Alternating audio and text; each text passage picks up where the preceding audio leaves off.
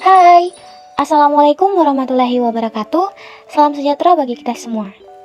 Kami mahasiswa dari Universitas Tadulako, Fakultas Keguruan dan Ilmu Pendidikan, Program Studi Pendidikan Guru Pendidikan Anak Usia Dini, Angkatan 2021 Kelompok 4. Perkenalkan, nama saya Hairunisa dengan NIM A411211087.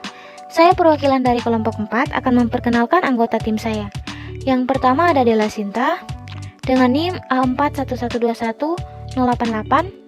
Kedua ada Dian Mega Putri dengan NIM A411211097. Kemudian ada Nur Fitria Anissa dengan NIM A411211099. Selanjutnya ada Nur Fatwa Husnul Khotimah dengan NIM A411211110. Kemudian ada Anggun dengan NIM A411211112.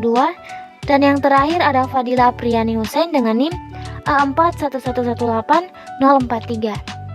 Video ini dibuat untuk menyelesaikan salah satu tugas mata kuliah psikologi pendidikan dengan dosen pengampu Ibu Zakiatul Imamah, SPD MPSI.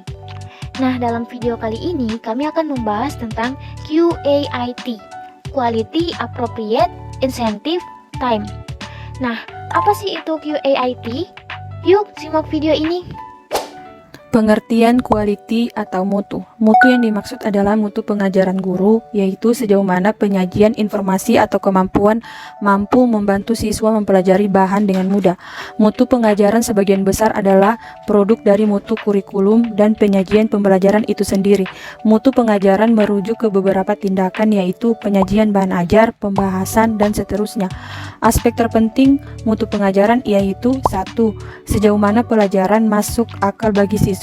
Untuk memastikan pelajaran masuk akal, guru menyajikan bahan dengan teratur dan tertata.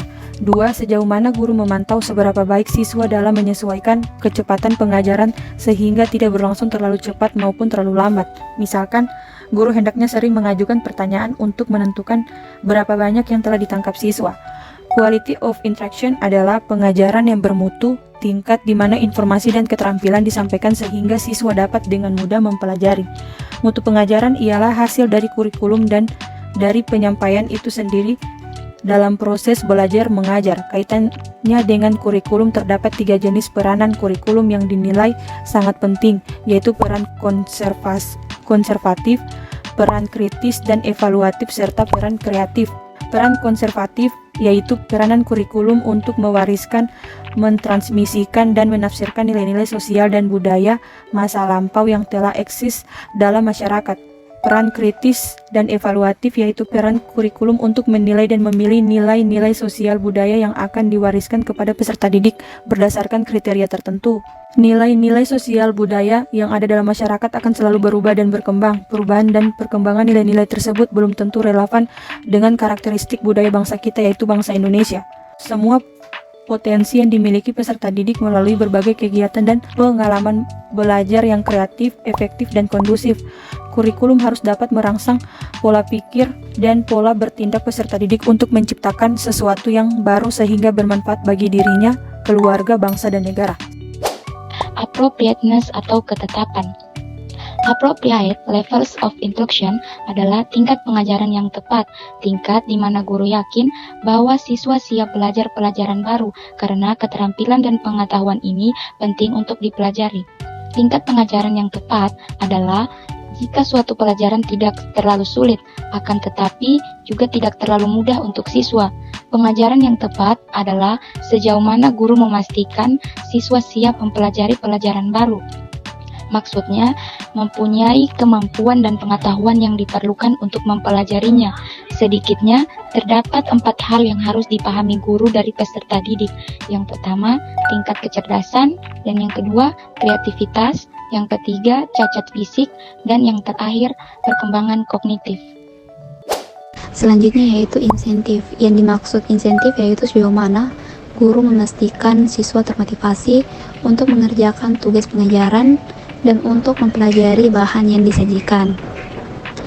Insentif atau motivasi ini dapat saja berasal dari karakteristik tugas itu sendiri, misalnya nilai daya tarik bahan yang dipelajari. Sedangkan dari karakteristik siswa, misalnya seperti keingintahuan atau orientasi positif mereka terhadap pembelajaran.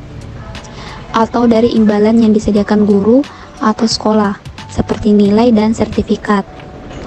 Ada dua macam model motivasi. Yang pertama, motivasi intrinsik.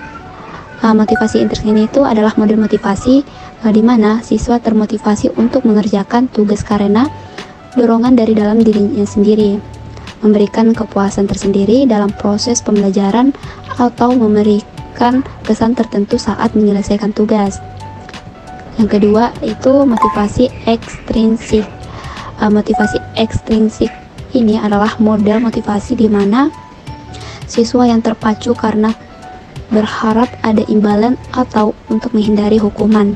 Misalkan untuk mendapatkan nilai, hadiah stiker, atau untuk menghindari hukuman fisik. Ada juga beberapa cara yang bisa dilakukan oleh guru dalam membangkitkan motivasi belajar siswa, baik motivasi intrinsik maupun ekstrinsik, yaitu dengan cara pertama itu memberikan penghargaan kepada siswa yang berprestasi. Terus yang kedua, adanya persaingan atau kompetisi di dalam kelas.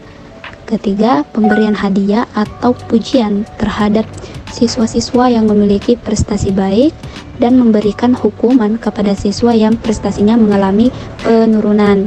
Selanjutnya yang terakhir itu adanya pemberitahuan tentang kemajuan belajar siswa. Time, waktu singkat di mana siswa diberikan waktu yang cukup untuk belajar bahan-bahan yang diajarkan. Sejauh mana siswa diberikan cukup waktu untuk mempelajari bahan yang diajarkan. Jumlah waktu yang tersedia untuk pembelajaran bergantung pada faktor, yaitu 1. Jumlah waktu yang dijadwalkan guru. Yang kedua, jumlah waktu yang digunakan guru untuk mengajar. Yang ketiga, jumlah waktu yang digunakan siswa untuk memberikan perhatian pada pembelajaran. Ketiga jenis waktu ini dipengaruhi oleh strategi pengelolaan dan disiplin di ruang kelas. Nah, itulah tadi penjelasan dari materi QAIT. Jadi, kesimpulan dari materi ini adalah model pengajaran QAIT merupakan sebuah model pengajaran efektif yang terfokus pada unsur-unsur yang dapat langsung dikendalikan guru, seperti mutu, ketepatan, insentif, dan waktu. Cukup sekian penjelasan materi dari kami. Semoga apa yang telah kami sampaikan tadi dapat bermanfaat bagi kita semua. Jika ada kesalahan, mohon dimaafkan karena kesempurnaan hanya milik Allah Subhanahu wa Ta'ala saja. Saya akhiri. Wassalamualaikum warahmatullahi wabarakatuh.